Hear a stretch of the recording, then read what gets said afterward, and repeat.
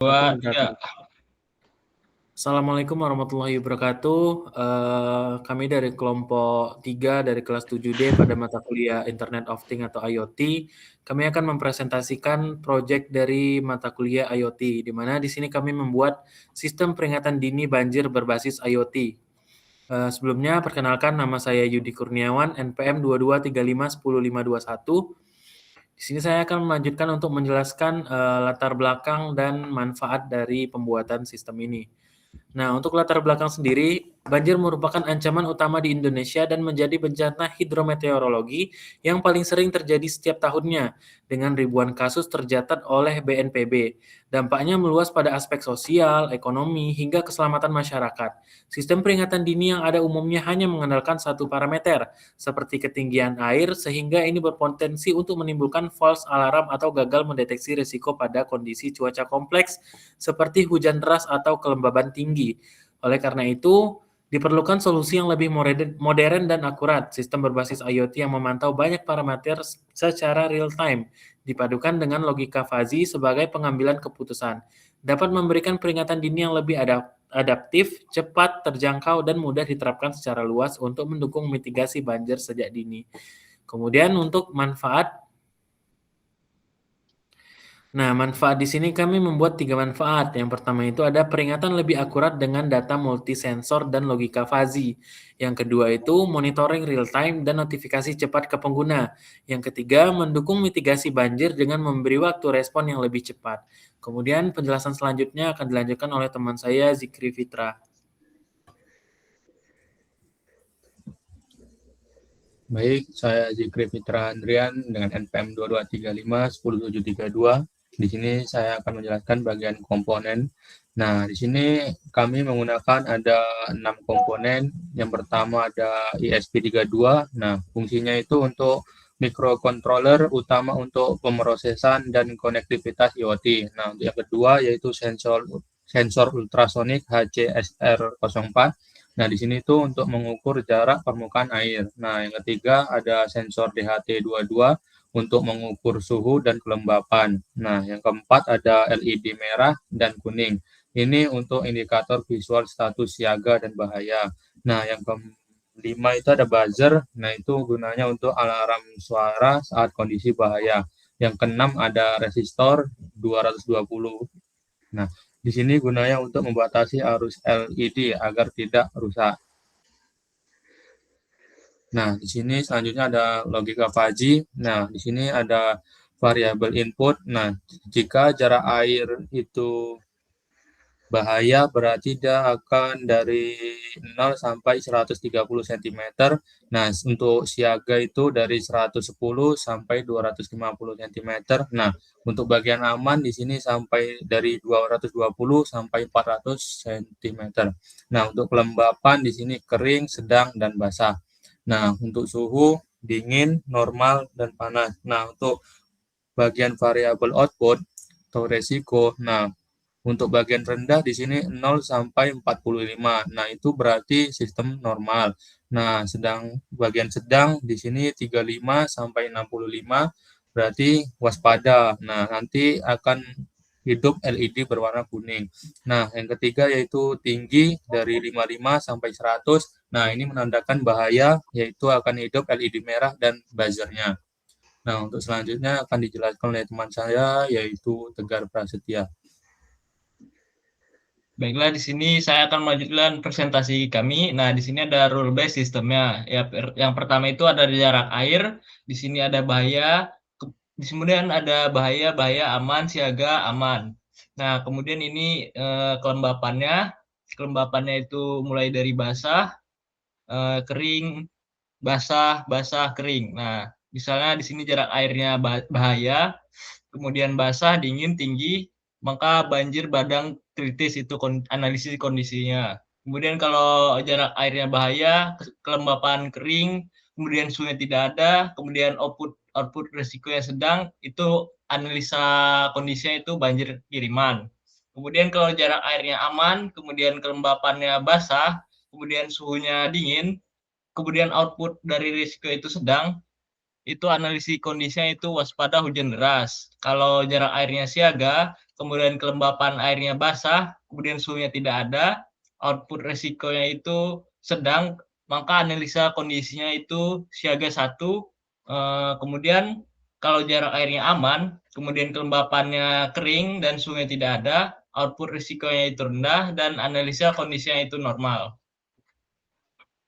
Baiklah selanjutnya. Nah, di sini ada flowchart-nya. Yang pertama itu ada inisialisasi, yaitu membaca sensor, mulai dari membaca jarak, suhu, dan kelembapan. Kemudian ada fusifikasi, yaitu membaca data mentah, kemudian diubah menjadi nilai fusi logistik. Kemudian yaitu ada yang ketiga ada invariansi,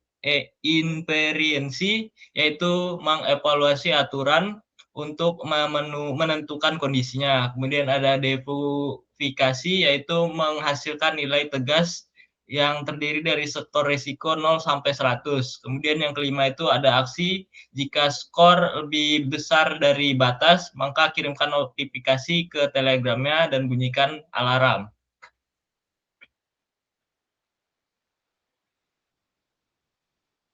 Baiklah, saya kembalikan ke moderator. Bila saya di sini, bila saya Taufik Mali dan PM 2235108882, saya di sini akan mendemokan proyek kami. Ya, kami di sini menggunakan library yang pertama yaitu Universal Telegram Bot untuk mengirim ke Telegram, lalu Arduino Edison, lalu ada DHT Sensor Library untuk sensor DHT22, lalu ada EFLL untuk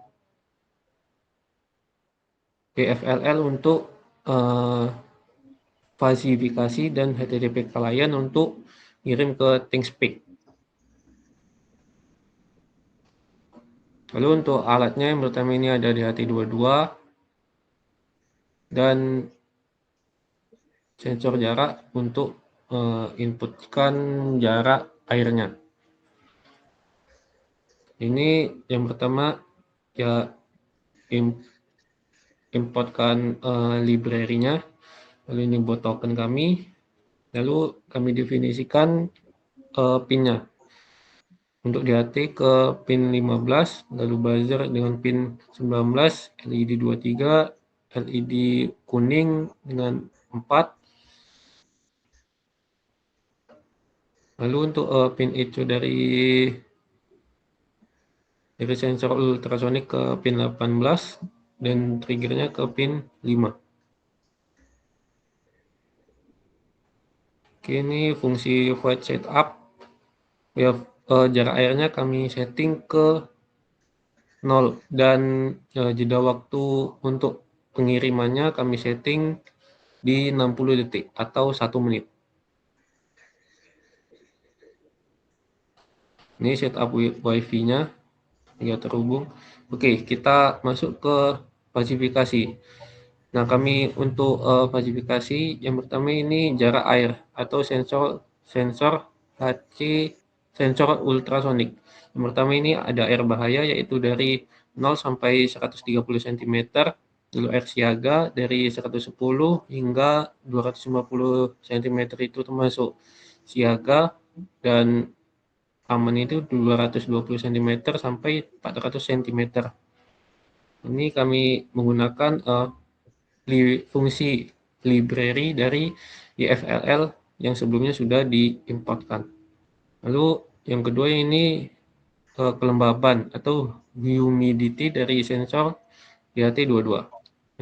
Untuk kering itu 0 sampai 60, lalu sedang itu dari 50 sampai 85, dan basah itu dari 75 sampai 100%. Lalu suhu ini dari sensor DHT22 juga. Yang pertama kita definisikan untuk suhu dingin itu dari 0 sampai 24 derajat, normal 22 sampai 30, dan suhu panas dari 28 hingga 50 derajat Celcius. Lalu untuk resikonya atau fuzzy score-nya untuk akhir. resiko rendah itu untuk nilainya itu 25 sampai 45%. Lalu untuk resiko sedang dari 35 sampai 65% dan resiko tinggi atau bahaya 55 sampai ke 100%. Masuk ke rules-nya. Rules nomor 1 ini yaitu jika air bahaya dan suhu humidity-nya basah, teridentifikasi basah dan lembab, dan untuk suhunya dingin, maka itu termasuk ke resiko tinggi.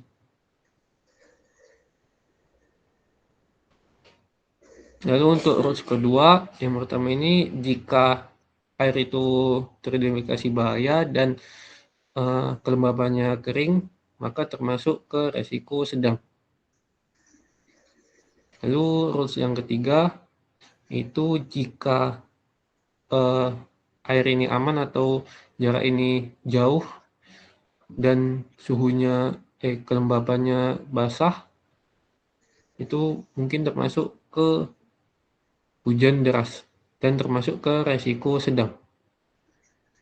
Lalu jika air ini aman dan humidity-nya teridentifikasi kering, maka masuk ke resiko rendah. Lalu yang kelima yaitu jika air ini siaga dan ini humidity-nya teridentifikasi basah, maka termasuk ke resiko sedang. Lalu ini void loop-nya. Jarak air kami setting agar dia menunggu durasinya. Lalu ini jika sensornya error, kami supaya nggak null, kami setting defaultnya 30 dan humidity-nya 60. Nah, ini sering error biasanya. Ini observasi logic, ini debug monitor di sini. Oke, ini ya output untuk dikirimkan ke Telegram. Jika tingkat risikonya lebih dari 60%, maka pesan yang dikirim ke Telegram seperti ini. Jika 35% seperti ini, dan jika aman dia tidak mengirimkan apa-apa.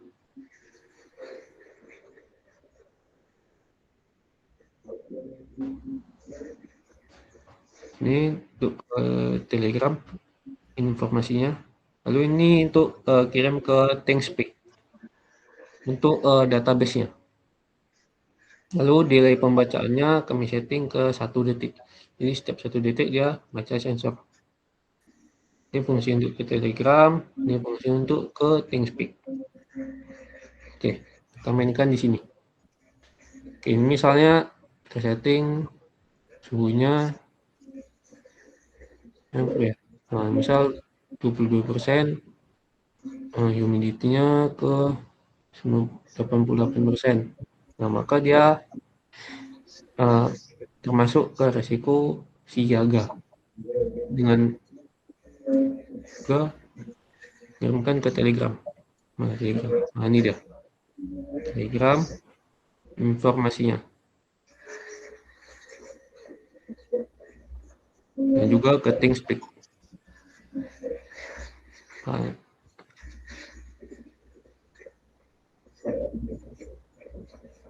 ini ThinkSpeak yang sudah kami buat.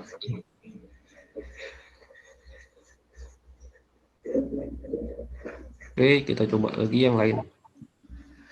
Soalnya ini jaraknya kami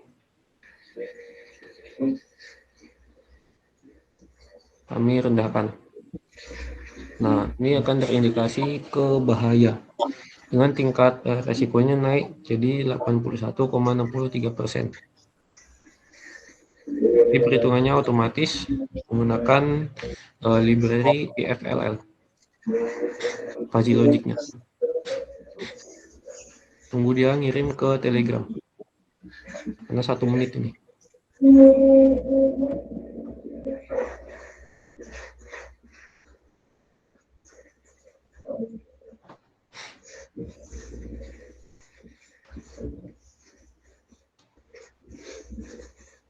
Ya, untuk ini juga nanti bisa diimport jadi dalam bentuk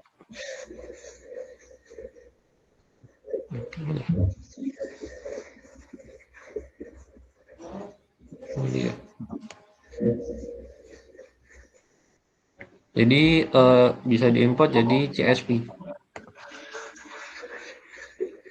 data-data yang telah direkam.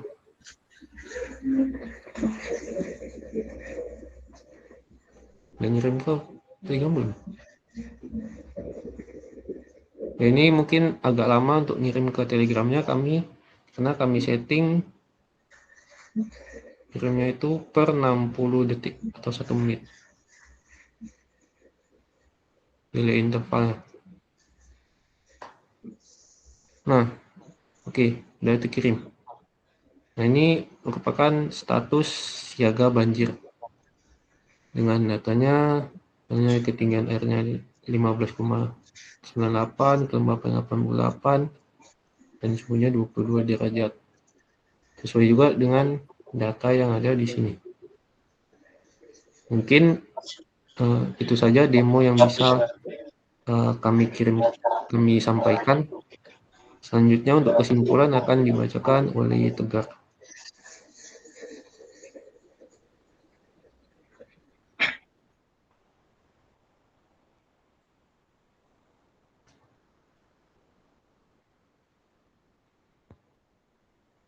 Kesimpulan ya.